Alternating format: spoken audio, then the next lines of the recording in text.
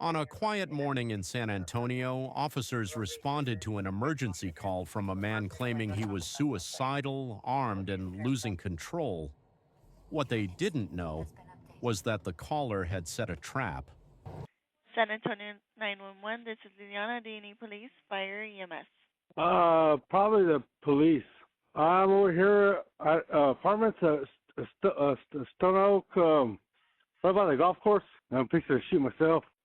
And they better be careful. I have high-power rifles and everything. If they come at me, I'm coming at them. At this point, dispatch had already had patrol cars en route until another call came in. 911, do you need police or an ambulance? I need the police.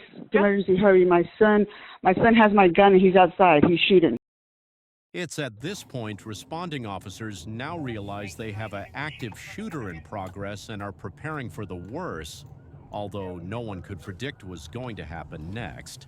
Investigators later learned that the suspect, Brandon Scott Poulos, was a 46-year-old man, was arrested on January 18, 2025, on multiple charges, including assault, DUI. He posted bond and was out when the Stone Oak incident occurred.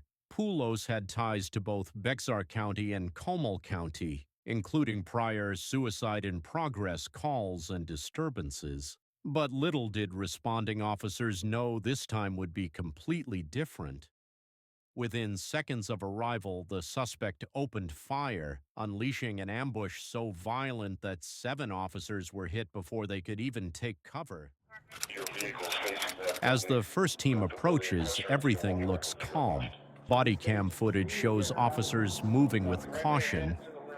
They position themselves in the breezeway, listening for movement inside the apartment. Then watch closely.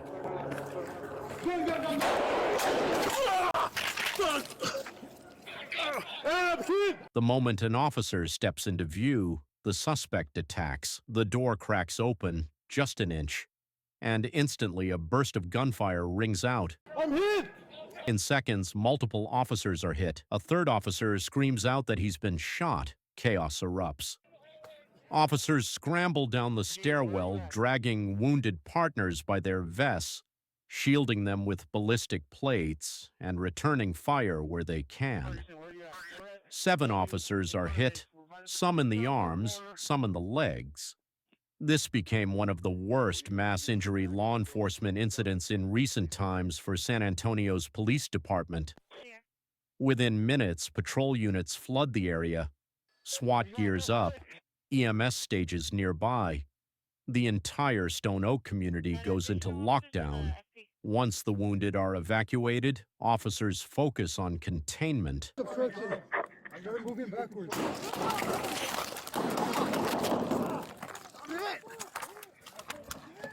I'm hit!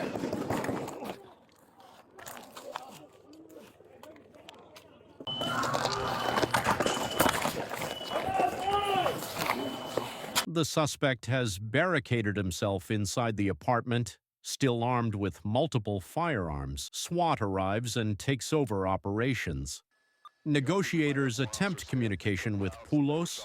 No response. Officers suspect he may be preparing for another attack. Flashbangs are deployed. The complex is evacuated. Tactical officers move apartment to apartment, clearing hallways and preparing for a breach. Hours pass. The suspect never comes out. Eventually, SWAT members obtain a good angle on Poulos, striking him fatally.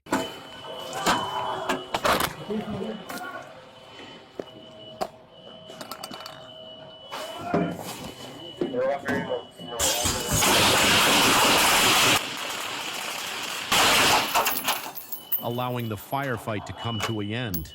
The 46-year-old suspect, Brandon Poulos, died on scene.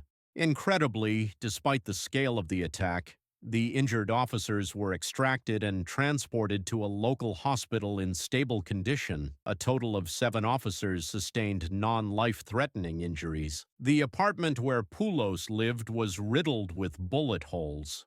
The walls, doors, and stairwell showed dozens of impacts from his weapon. Residents described hearing nonstop gunfire, sirens, helicopters, and officers shouting commands. Many said it felt like a war zone had erupted in their courtyard. Investigators later learned Poulos had been arrested days before, violated a protective order shortly before the shooting, and had a documented history of mental health issues. So, what can we learn from the Stone Oak ambush? Officers had almost no time. The attack was instantaneous. Communication saved lives. Rapid radio updates brought medical support and tactical backup faster than ever. Tactical retreat under fire prevented further casualties. Officers prioritized pulling their wounded to safety instead of pushing the fight. And once again, Bodycam footage reveals the truth, showing the bravery, the chaos, and the life or death decisions made in seconds. This has been Quick Case. If you want more deep dives into real law enforcement encounters, subscribe and turn on notifications. Stay safe, stay aware, and I'll see you in the next one.